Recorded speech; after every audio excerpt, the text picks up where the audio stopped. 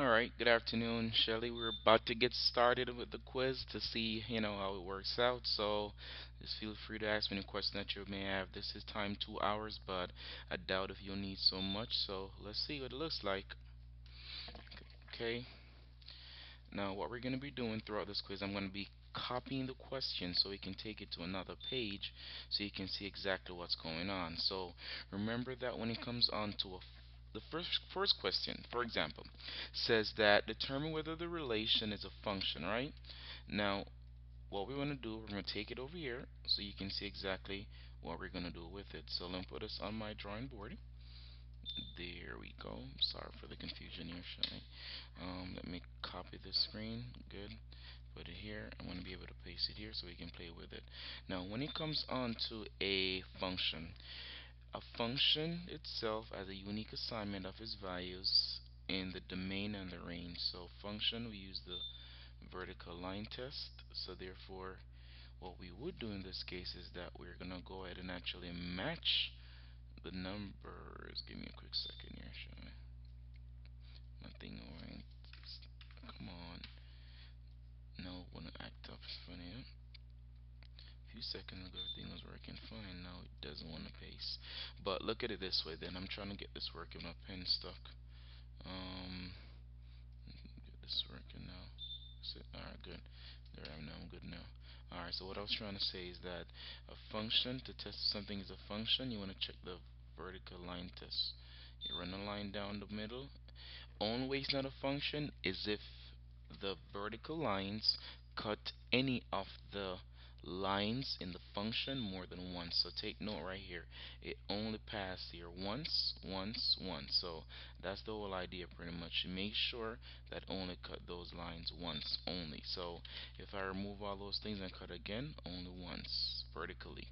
Alright, so that relation will be considered a function. So let's go back to the test and select that as your answer. So real quick, don't spend a lot of time on that one. It's just make sure you go down the line. Is it a function, yes or no? Okay. Now, this equation right here, let's take a look at this equation. There's a trick to answering these problems with the equations like this. So let's copy the equation. There we go. Copy, and let's paste it to our drawing board. Now, with these equations right here, what I want us to make sure that we're doing is that I want you to keep in mind one thing here, that whenever we're doing the equations, we are going to actually be making sure that, give me a second, I need to get the color in. It always does it when I switch the screen. Let's put it back. Alright, good. So, if we take a look at the equation here, so remember this. The equation of a straight line is y equal to mx plus b. So when you take a look at this equation, it has a slope of minus 9 over 4, and the b that we have, the b value, is equal to 4. Now you may ask, how do we know this? Let's write the equation here. F of x is the same as saying y. So therefore, f of x will be equal to minus 9 over 4, which would be your m. Remember, that is mx. So this 9 over 4 that you're looking at is your slope, and when you have the plus 4 is your y-intercept. The y-intercept is where the line actually meets the axis. That means that at that point the graph should meet the y-axis. So we're going to use that key idea to graph our function. So if we cut like this, that means our graph itself should start off at 4. If it starts off at 4, now this slope is rise over run. So when it's a negative, it means opposite direction. So instead of running up, we're going to go down because of negative. So it's 9 units down. So if this isn't 4, right, we're going to go down because the graph is going to cut here. That's where it cuts here. That's the y-intercept, 4. Y-intercept, right? Now once it cuts there, it's going to go down 9 units down. This is down movements, 9 units down because of a negative sign, and 4 units to the right. Alright, so we're going 9, 4 here, that's 0. That means that our negative 5 would be here. Now because it's negative, the distance is 4 units, 5 units, negative. This is 9 units down and 4 units to the right. We're end up right here. So therefore, this straight line should look something like this. Our graph should look similar to this graph that we have here based on the behavior of this pattern. So when you're solving these problems, make sure that you consider the fact that this is a straight line.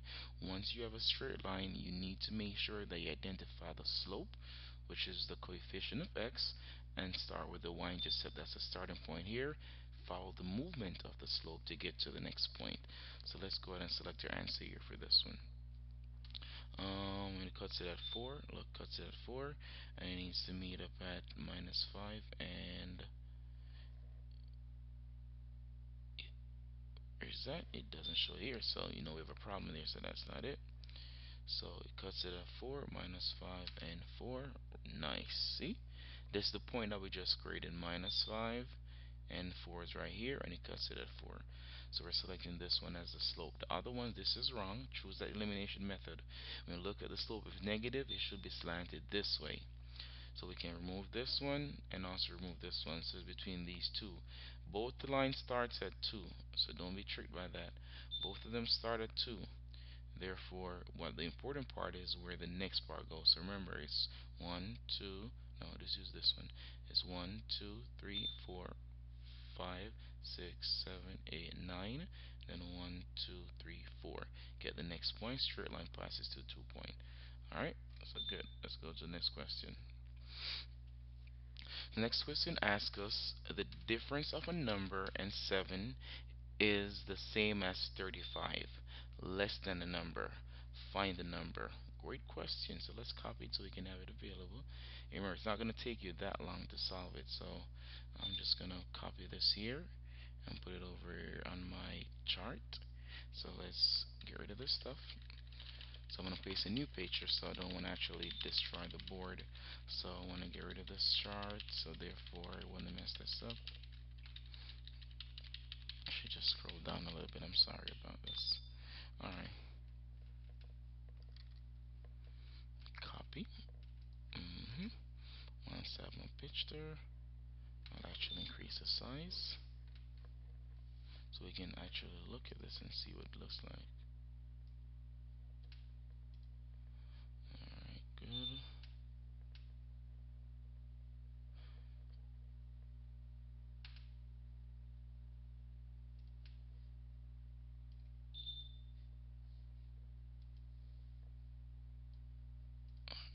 So now let's go to the real work now. Alright, now let's do this, get this done and get it out of the way. Now, in this situation here, pretty much what we have here is that the difference of a number.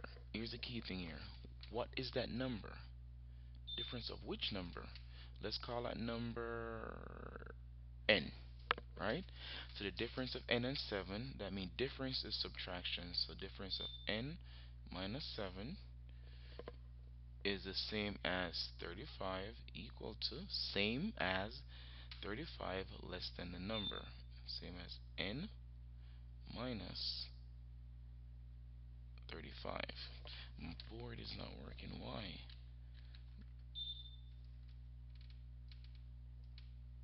Alright, so in this situation here right now, n minus 7, this is a two-sided equation.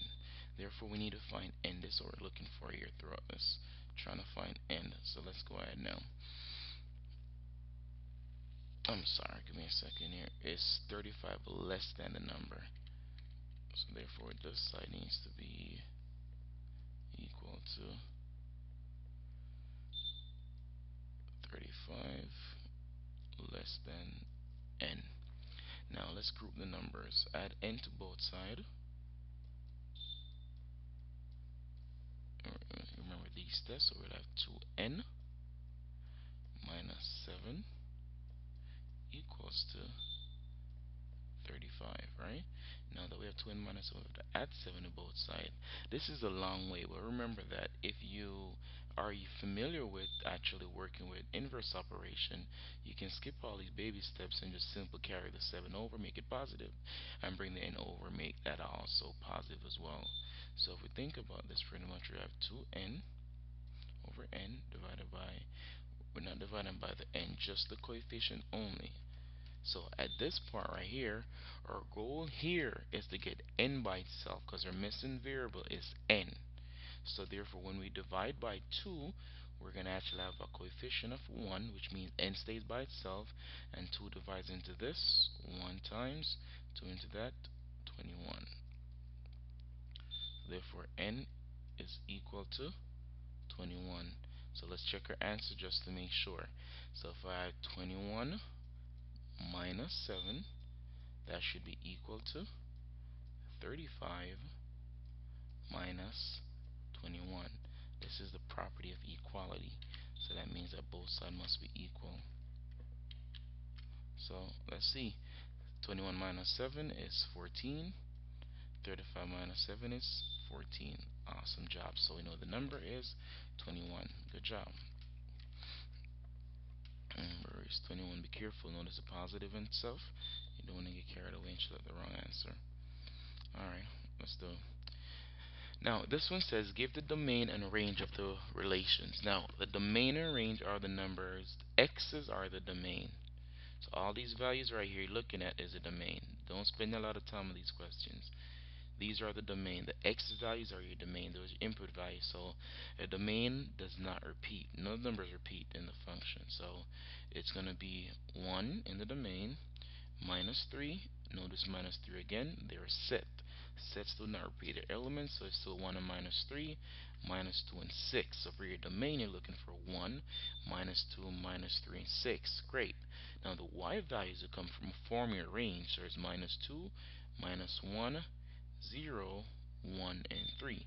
So we have the domain values here. Let's see if we have everything. We have minus 2, good, minus 1, good, 1 and 3. We're missing 0. So therefore this is eliminated. But here we go again. We have the 1, we have the minus 2, even though it's right here, the order doesn't matter in the set. We have the minus 3, and we also have the 6. Now let's check for the range. Minus 2, minus 1, 0, 1, and 3. So don't get fooled by this situation. You notice that when you count this, this is all the x values. However, this is also of all x values as well. So the order doesn't matter which you follow. Just look at the x, that's the x, that's the x, and that's the x, and that's the x. Alright? Now find the slope of this equation. Once again, remember I told you that there's a key formula that you're going to keep going back to at all times. Regardless of what you do, you're going to keep going back to this formula to make your life easier. Okay?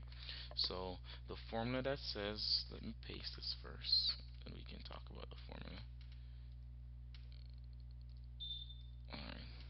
Now the formula is y equal to mx plus b. Right? M is your slope, b is your y-intercept. In this form, it's not in the right form. So we're going to take that minus, let's write the equation here first. 6y equal 12. So we're going to actually go ahead and because it's a negative when you bring it to the other side, so we add x to both sides. This is the inverse operation as we solve the property of equality, using property of equality.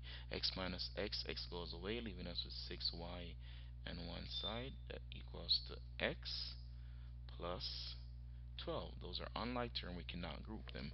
In this equation, we have the y by itself, so therefore we need one more step to get this solved. So we need to divide everything by 6. So our final equation is going to be y equal to 1 over 6 times x, so you can see the form, plus 12 divided by 6 is 2. Now, the number here, if we take a look here, this is going to be your m, and this is going to be your b. What do we think? Good?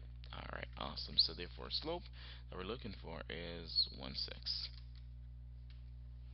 Oh, they want the y-intercept. Okay, we can do that. Now the y-intercept is a point where the graph cuts the y-axis. So therefore x is always 0 for the y-intercept. So always remember that x is 0 for the y-intercept. So therefore 0, y value would be 2. So we're looking for 1/6 and 0, 2. Positive 1/6, don't get tricked. Look for the sign. Positive 1/6 and 0, 2. Alright, good job. Now evaluate the function at a given value for the independent variable and simplify. Now what this question is asking you for is that you're given the value of a function, which is the input, and that input is going to be your x value.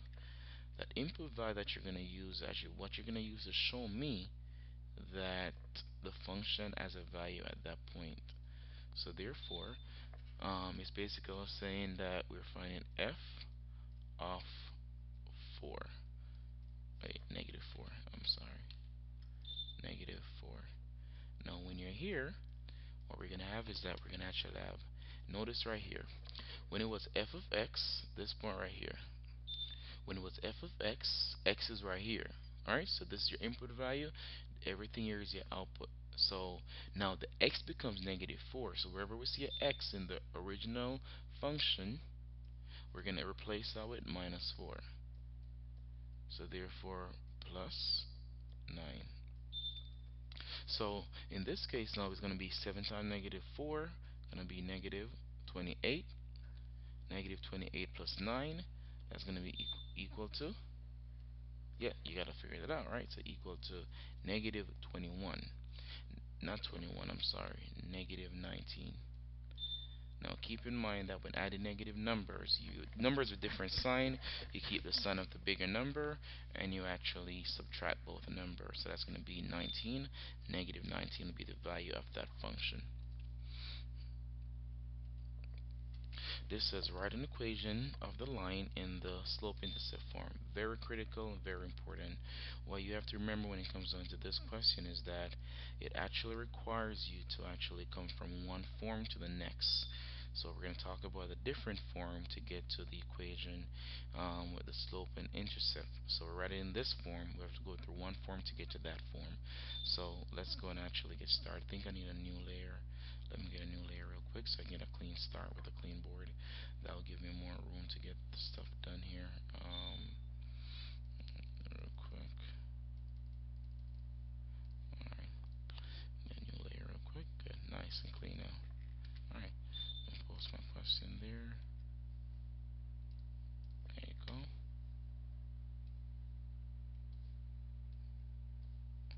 Let's put this up to the top so I have more room.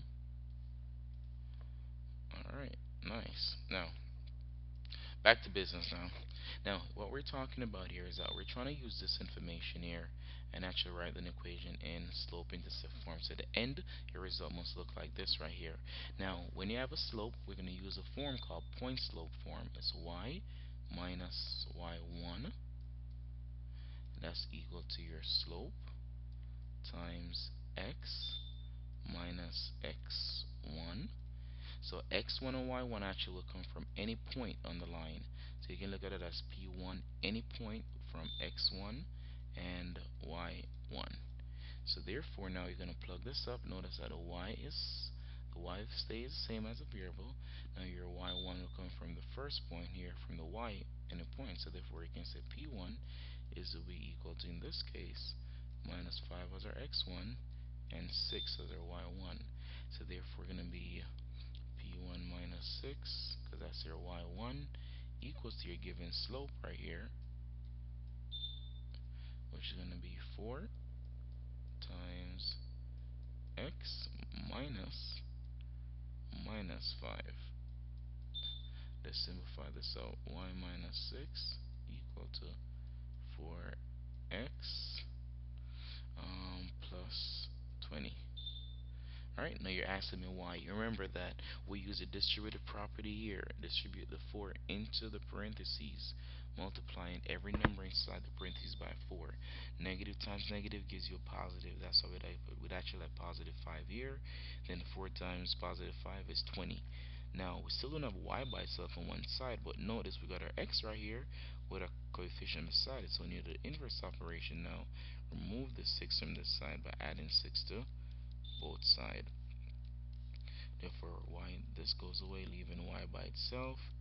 That's going to be left with 4x, and then we're going to have plus 26. Alright, so we could get this done faster, but I want to be able to actually see what's going on. So now the form is correct. So it's y equal mx plus b, 26. Alright, so y equal 4x plus 26, not minus 26. Be careful of your signs. So double check that they make any errors because of this number here. Be very careful of that.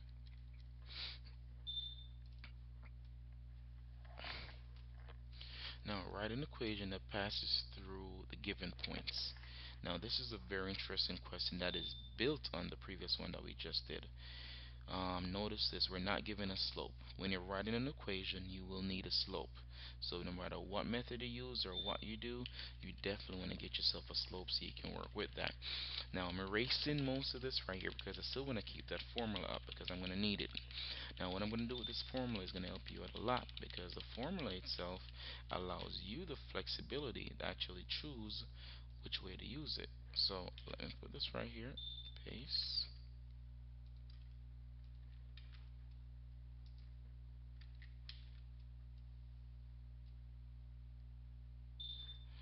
Alright, there you keep a formula right here. Okay. Now first things first, what we need to do, of course, is to find the slope. Remember your slope is equal to y2 minus y1 divided by x2 minus x1.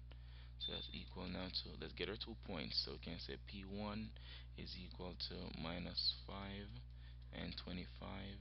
It doesn't matter which one you assign, it doesn't matter, trust me. P2 is equal to 4 and minus 38. Alright, now plug them in. Let's find the slope first. Slope is going to actually be from P2 value. So we have y2, which is minus 38, minus 25 divided by 4 minus 5. That right there is going to be equal to, we're going to have to add these together due to the fact that they're both negative numbers. When they're both negative numbers, they actually form a sum, and we keep the sign as well. So it's 38 plus 25. That's going to give us negative 63. Negative 63. Now remember, it's going to actually, this pattern right here, negative times a negative, it becomes plus. That's going to be basically 4 plus 5. That's a 9. 9 divided by 63 going to be equal to, we should be able to get that. Come on, let's go. It's easy. Equal to 7. But in this case, it's negative 7 due to the fact that we have the negative number here. So now this is your slope. This is your m. We're going to plug this equation in. We're going to work this equation now. Right? So let's go up a little more. We need to remember the equation. We're using the P1 up there. So it's going to be y minus 25. That's P1 equal to,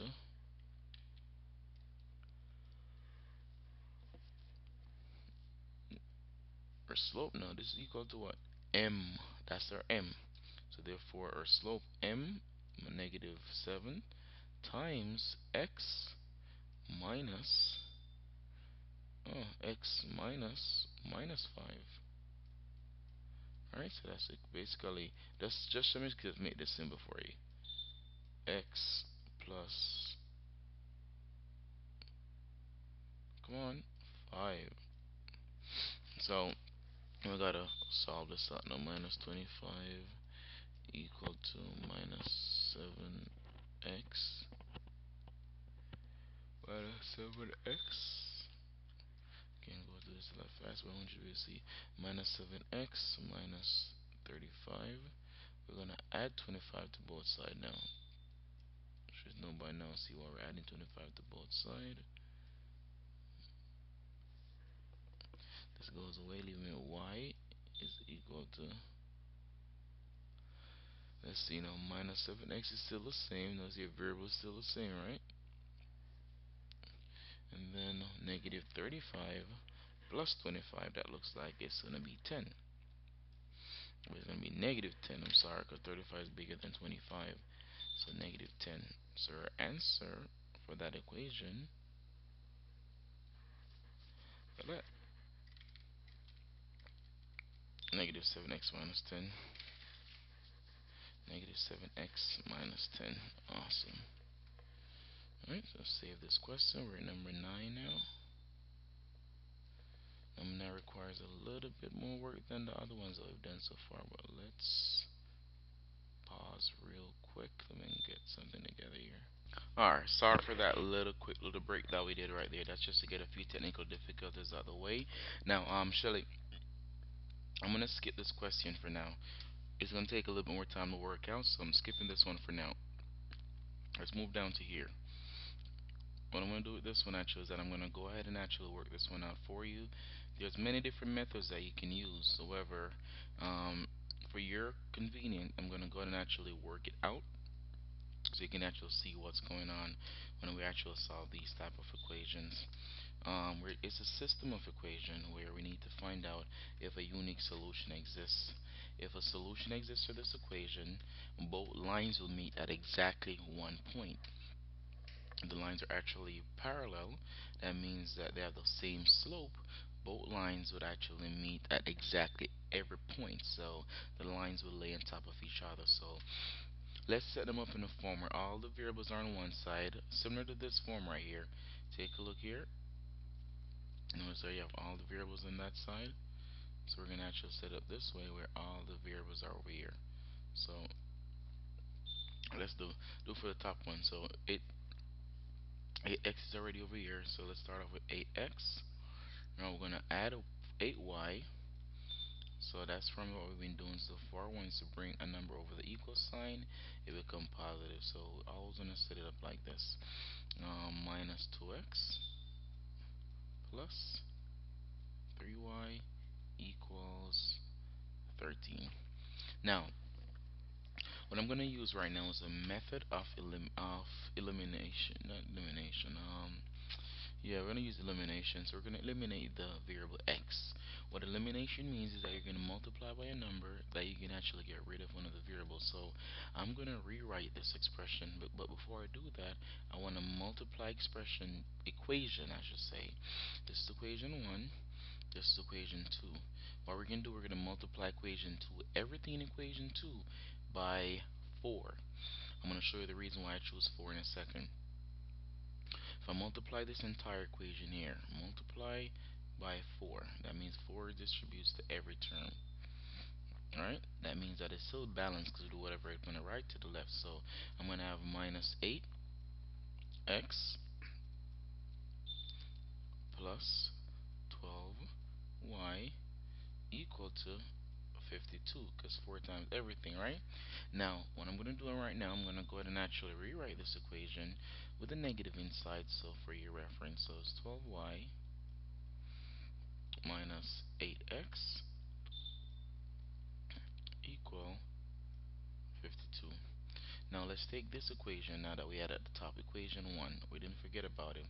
We're going to set it right here. So put the y's together underneath it like this. This is a plus 8x. That's equal to 48. Now, the trick to this is that you must get at least one of you have two variables in most cases, so you have to get one of this. You have to have the same coefficient.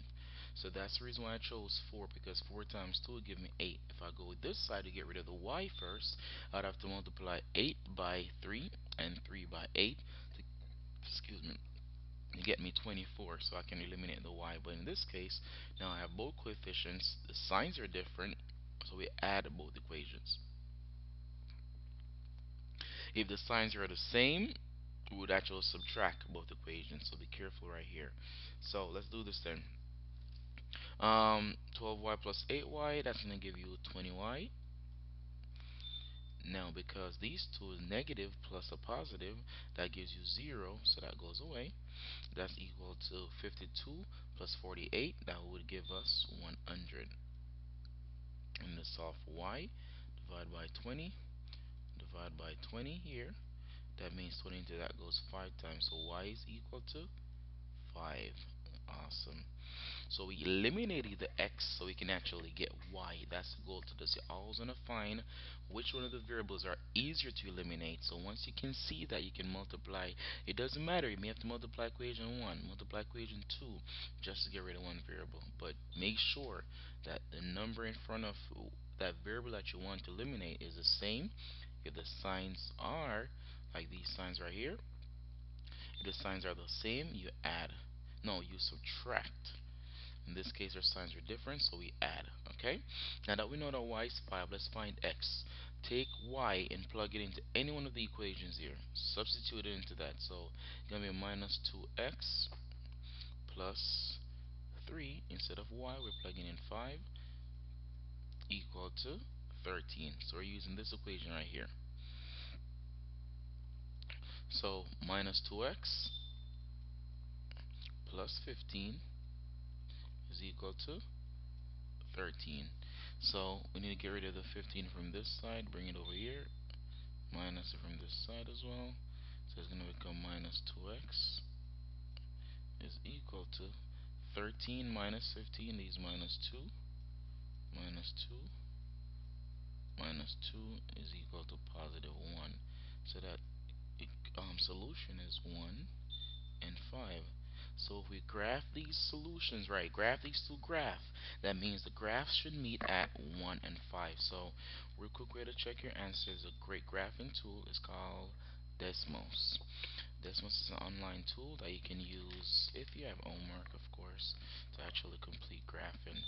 So we're going to test these two equations. So the first equation was, let's see if it lets me copy it. I don't know if it's going to copy it, but let's see. Plug that in. Nice. That's the first line. It draws for you automatically. The second line, copy this, paste it in the equation sector. It cuts, it goes ahead and actually cut it right there. So now click on it. Wow, look at that. Both point meet at 1 and 5. So therefore their solution does exist at 1 and 5. Here, we have a solution there. Here we go. So it's asking you again to solve this one right here. So just for time's sake, I'm gonna do it. I'm gonna graph it, of course, so you can see it, just so you know exactly how we graph stuff, so you can make sure that it's easier for you. Alright, so let's go. Goodbye. Alright, there you go. So now let me draw this. Come on. Paste. Oh no, did I copy it? Oh, I forgot to copy it.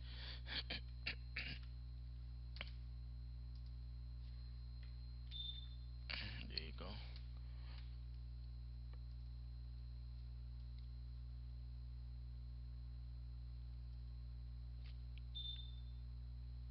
I'm gonna increase the size.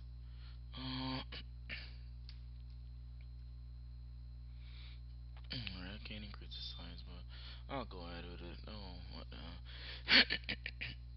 Alright, so now we have two equations right here. Remember what I told you before, that you want to work with it in the form of y equal to mx plus b. Let me show you why that's easy to work with. Let's take the first equation here and rearrange it. It becomes y equal to minus 2x plus 0. We don't really have to write the 0, but just your reference. So from what we know is that 0 is going to be your b, and that minus 2 is going to be your m. So think about your slope as m equals to minus 2 over 1. What this means is that we're going to have two movements down, and then we're going to actually have one movement to the right. That's the key to when it's negative movement. We could have a negative movement to the left. We could have also had this right here. One this way, and that's going to go up. We could go up first and then this way, because it all depends on which one it has. So, but don't worry about that though for now. Let's do the easy way. Alright, now what this is basically saying is that your graph cuts the x-axis at 0. That's right here. Alright, right here. Once it cuts it at 0, follow the movement of your slope. It says 2 units down, 1, 2, and 1 unit to the right. So this will stop right here. Now because that stopped right there, we're going to have to draw a line to connect both. It's not going to be perfect, but hey, you get the idea. Alright, that line should fall between here. That's just the idea. Now let's take this line right here and rearrange it as well so we can get the idea. Now we have the 6y is on that side, so we're gonna have 6y be kept on this side is equal to minus 4x plus 16. Okay, and that minus 4x, we're gonna divide both sides by 6. This by 6 as well. This by 6 as well. Alright. So therefore we have y equal to minus 2 over 3 x plus, it's going to be 8 over 3. Alright, so now this is our new equation here. We need to find 8 over 3 because as we remember that this is going to be my y-intercept, right? So 8 over 3 is approximately 2.67.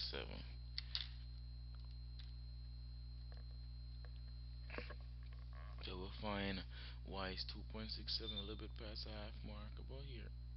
Alright, about here. So this movement once again is negative 2 down and 3 units to the right. So if I go down 1, this is not 2 really, but think about this. 1, 2 a little bit here. That's 0.67. Then I'm taking 3 units over. I'm going to end up right here. Alright, so therefore when I actually graph everything, the points for a ruler, it'll be easier for you because you can see where the points meet. So because I don't have a ruler, I'm going to put them on a graph so you can see exactly where they meet in a visual way. Let's graph this line first using our Desmos graphing tool. And now we're going to get that done. So Desmos graph that line for you. Notice that line matches one that we had. See? Right to the origin right here. And actually meets at 2 and 1. See? So don't worry about that part. Let's go ahead and actually get the next graph.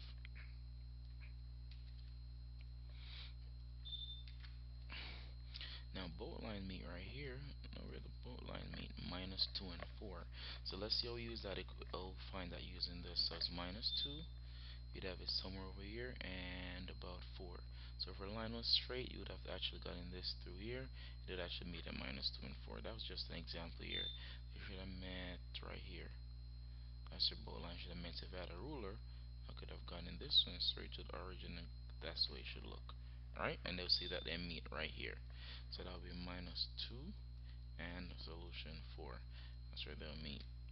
Okay, so let's select that one. X is minus 2 and y is 4. X is minus 2 and y equals 4. Awesome. Now, graphing a system of inequality is similar to graphing a regular system that we just graphed, so don't take it as nothing. The only part to this is that when you graph it, you have to remember to know where to shade and what type of line you use. Let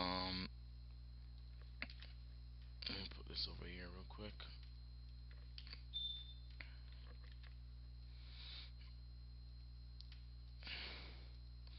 So I'm going to set this up here real fast so we can know exactly what we're doing. So it's going to be 4y is greater than minus x. Remember, we're switching things around to get that y equal mx plus b form. Divide both sides by 4.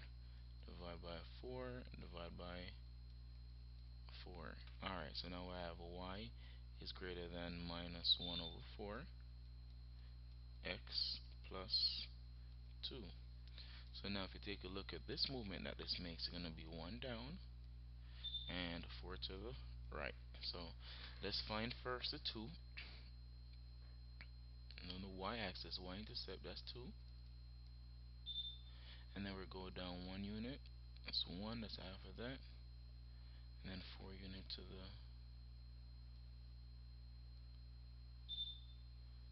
so therefore that's going to be about, okay, I'm going to draw the line straight.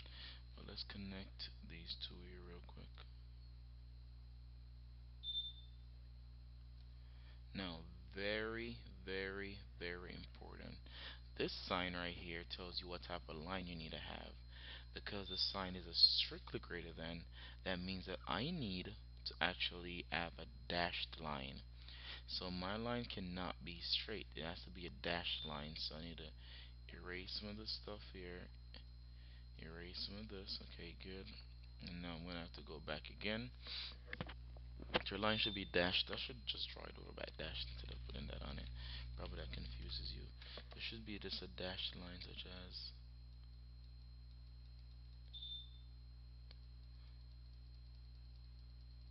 dashed line.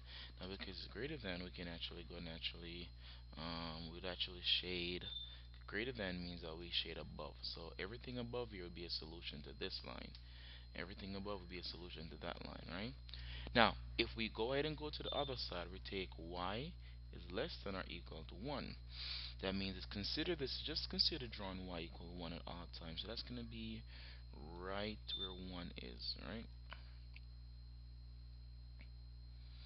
And this y is less than, that's the full sign. So because y is less than or equal to, that means that we're going to have a full sign. So less than will go down.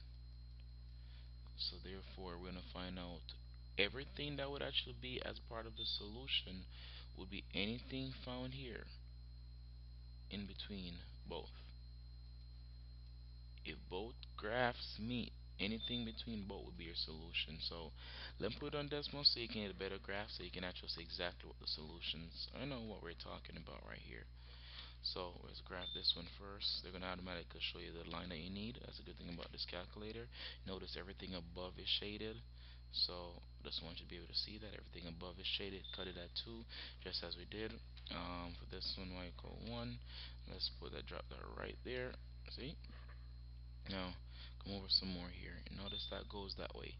Everything here, here only is a solution. See the line is dotted. This is solid because of the sign. So everything here is a solution in the middle right there. When you look at your graphs now, you can tell because the solution should be in the middle right here. So we'll get rid of that.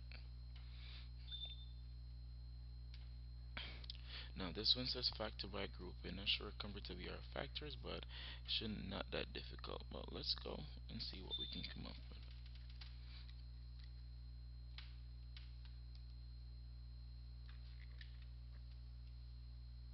Alright, now when we factor by grouping, what that means is that we are going to let me get my pen working now, because it'll be easier for me to write with a pen. I'll be going faster.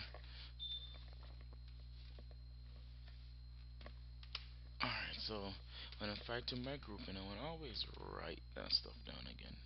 Alright,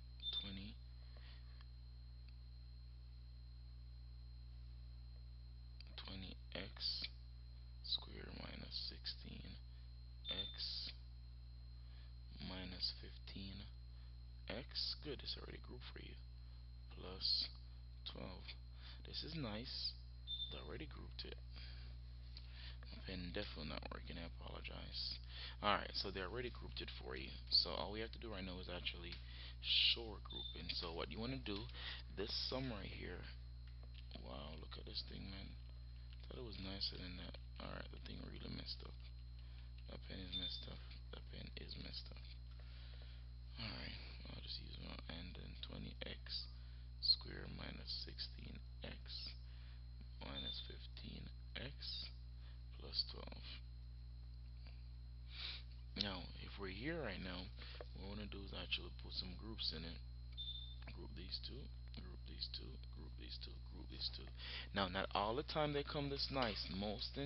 Oftentimes, this is a sum right here, where you have to break apart to get the A times C. So therefore, in this case, now what is common over here and also common in this term as well. This is like the distributive property that's used for factoring. 4 goes into this and 4 goes into this as well, and so x is common. So we take out 4x. That leaves us with 5x minus 4. Now, in this case right here, everything is solved. Alright, I'm waiting. Alright, so looking at this right here, 3 is the highest common factor that goes into both. So, because we want it to look like this, we're going to take out the factor of negative 3. So, negative 3 comes out. We're left with 15, left with 5x, because 3 divided into 15 goes 5x minus 4. Very, very, very, very, very extremely important. These two numbers must be the same.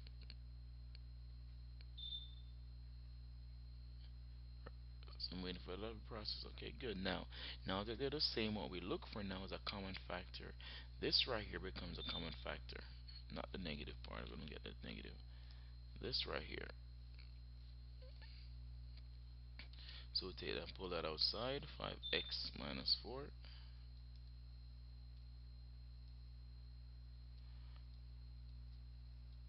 4x minus 3.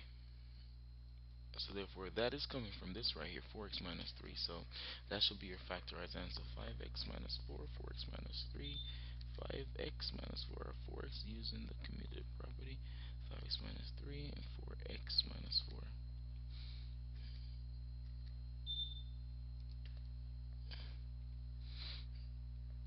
Same idea we just did. We just say that this will be common, and so this will be common as well. So we can pull that out. That leaves w and minus 6 altogether. So z minus 5 leaving w minus 6. There you go. Now here we go. Here's one of those expressions I was telling you about that they may not come as nice as they normally would, that we can use grouping for. Alright, awesome. Let's see.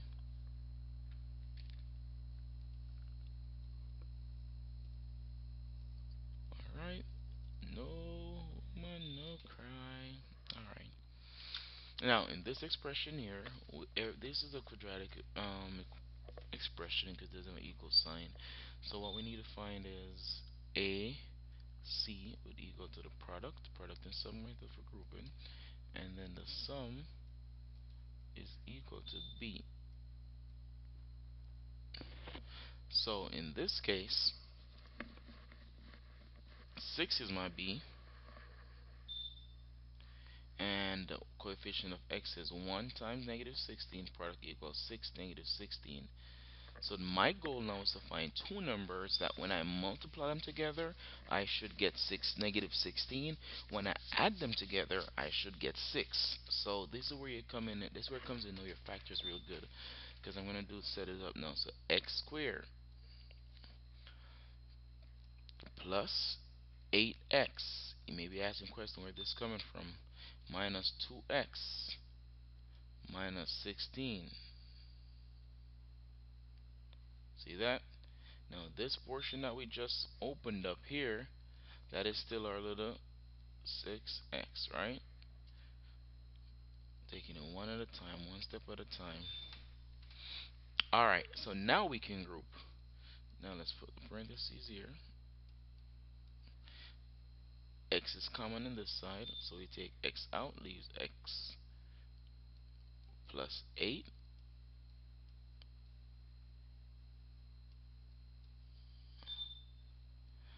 Before I do that, I need to put other common factor. Minus 2 common in both. That leaves x plus 16. Not x plus 16. Can't be x plus 16 no more. It's going to be x plus 8. So we talked about this earlier, but making sure that this is the same as this when you factor. So you can pull it out outside.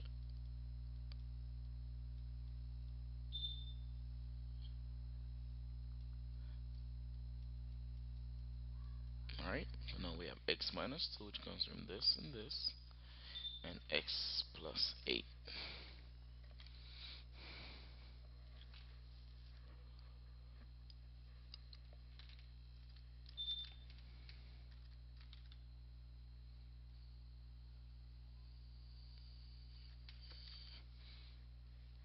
X minus 2 and x plus 8. X minus 2, x minus, answer, x plus 8 and x minus 2. X plus 8 and x minus 2. There you go. Alright, I'm gonna make another video, and I'm not sure if you're gonna be want to listen to this so long. It's been going for like almost an hour. So I'm gonna make another video. You take a while to upload to YouTube. So let's do this then. Let's go ahead and actually let me just solve this for you because time is running by. So I'll make some individual videos. So I want you to go ahead and tell me the ones that you have problems with, so I'll be able to solve those for you specifically. You know, you just tell me which one it is, and and I'll get those solved for you. I'm gonna work with paper. I work faster in paper, so let me go and get that in. So I'm gonna be doing this one right here. 8x, no, 8y squared minus 18y. So I'm solving this right here.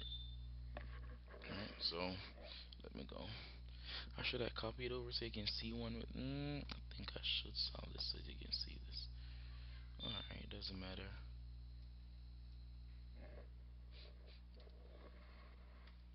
As long as you get to know the right answers, get everything done. Alright, I have a solver on my computer that I use at school. So I'm put it in right now to solve this so you can get the work in. 8y squared, 8y squared minus 18y plus 9. So factor that expression, we're going to end up with 2y minus 3 and 4y minus 3. 2y minus 3 and 4y minus 3. Now remember that I'm going through this real quick. The reason for this is because I don't want the video to be long. I want to be able to watch it and actually, go over it. If I thought about it, I should have done that. Break it up in pieces so you get to see one at a time. I'm sorry, just let me know if you want me to change something and I'll make it happen for you, because my our goal here is to make sure that you're happy. So just let me know and I'll switch things around for you. Now in this case right here, what we have is a difference of cubes. So we have to have um, where we gotta find the common numbers and we can actually get this done. So we can eliminate right here, because this as it is right now is actually 2b to the third power, and this is 5a to the third. So if we take out the 5a minus 2b, that should be that, and then it should be a squared, which is 25a squared, plus b times c, which is going to actually be this times this, negative b times c. Alright, good. 10ab plus 4b squared. Awesome. Awesome, awesome, awesome, awesome, awesome. So that's good. Now this one is easy as well. Factor. Oh, yes. What you gotta do for these Shellys, that it takes a lot of work. So I want you to practice these and let me know what you have issues with, because it's not as easy as it is. Okay, now to remember the formula, so you want to go through this, because 16x squared itself can be the same as what you call it. 16x squared can be the same as 4x all squared.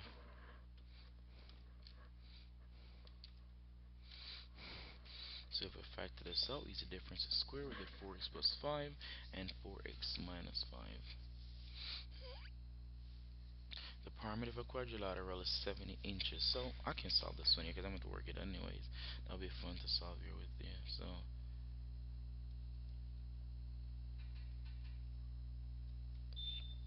my kids should be able to do this and show them what college is like. I'm going to show them today in class. Let's see over here some more. Alright, let's paste this quadrilateral here. Now this one says the sum of a quadrilateral is the perimeter of a quadrilateral is 70 inches. That means that the sum of all the sides added up together should be equal to 70 inches. So that's what I'm going to be trying to find out right now. We're going to try to find out if they're equal to 70 inches. Alright, so let's do that. We're going to have x plus 2, that's this side, plus 2x plus 1, that's this side, plus x squared minus 3x, that's this side, plus x minus 5. From this side, of all the sides, they should add up all together equal to 70. So if we think about it, let's group all the x term. This is the x, this is the x, this is the x. We're taking a sign with it as well. This is the x. Now the x in this case not as x is in boyfriend and girlfriend, but we're taking all x together. So we have x plus 2x plus x minus 3. x. Let's cross that out. That's gone.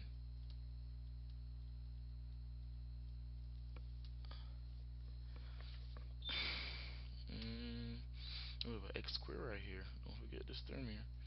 Not a part of those squared. We can't group those, but you know it's there. A green one. So we have plus 2, plus 1,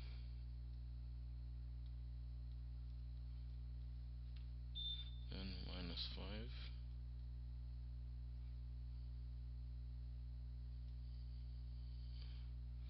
Let's group terms. All this together right here is 4x minus 3x leaves x plus x squared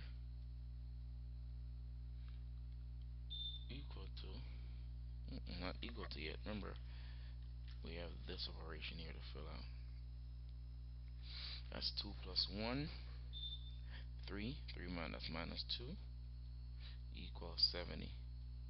Which one pen was working? Now bring the 70 over. We have x squared plus x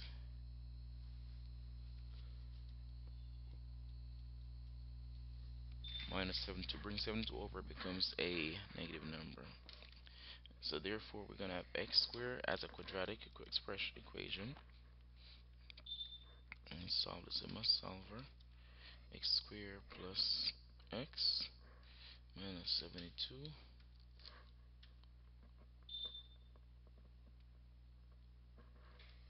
So it's gonna be 8 minus x, 8 plus 9. When we factor this out, in the method that we just did, factor it out, you're gonna actually end up with 8. Gotta solve it anyway. See what it means.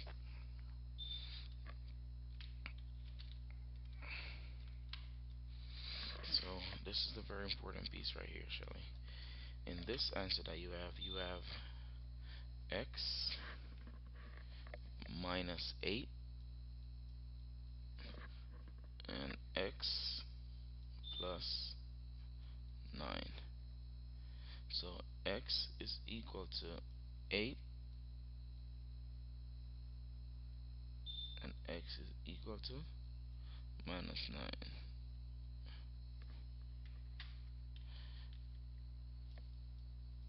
Set is equal to 0, and then bring the number over, changing the sign, right?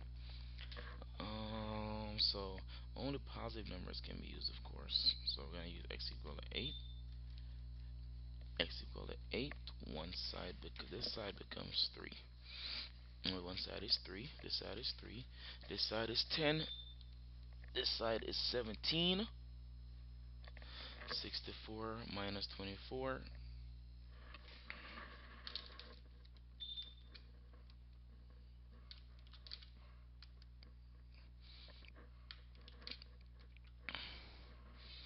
I'll give you a 40, right? So we should have, no, 18 is up there. So it's 10, which is this side, 17 this side, 40 this side, and 3 this side.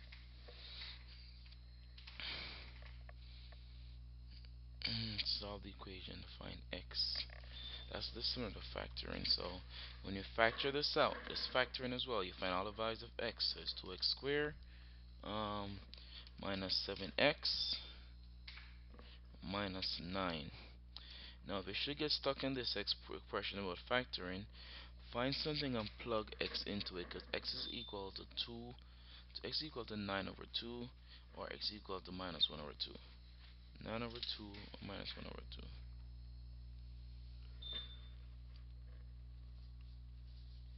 2. No, 9 over 2 and minus 1.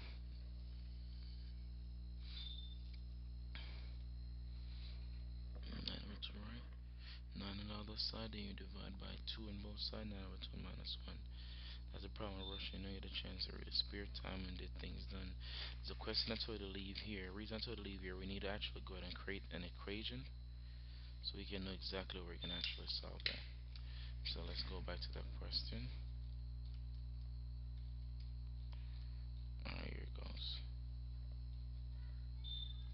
I'm gonna cut it.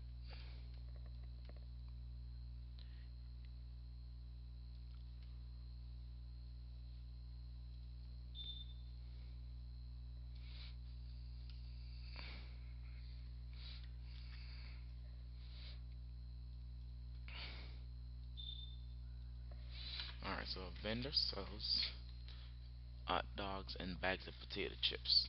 A customer buys 5 hot dogs. Let's use H for hot dogs and P for potato chips.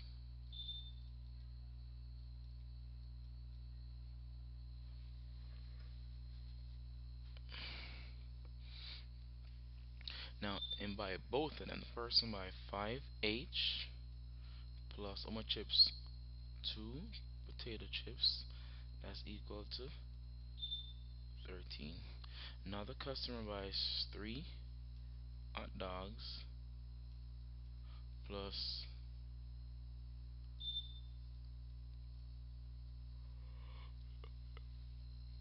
4 bag of potato. That's equal to 12. Notice what do we have right here? We have a system of equation. Right? Remember the one I talked about earlier? This is a system of equation that we need to solve. So we need to find the cost of the potato, which is a, cost of the what's H again? Cost of hot dog, which is H, and the other one will be the cost of the potato. So let me go ahead and solve this real quick. That way we can shorten the video, and you can let me know which one you have issue with, Shelly. If you don't want to make it this long, it just happened that that's what I was scared of.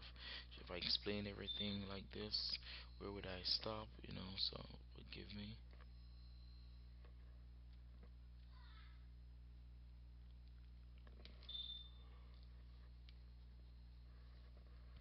There's $2 for the hot dog and $1.50 for the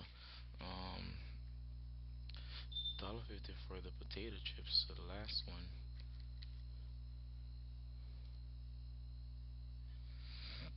Excuse me. So remember that we did this quiz pretty much trying to get the answer, and so a few of us it was rushed through, but I think we have all the answers submitted securely, and I think it's not that bad because we discussed it, so I don't think it's that bad.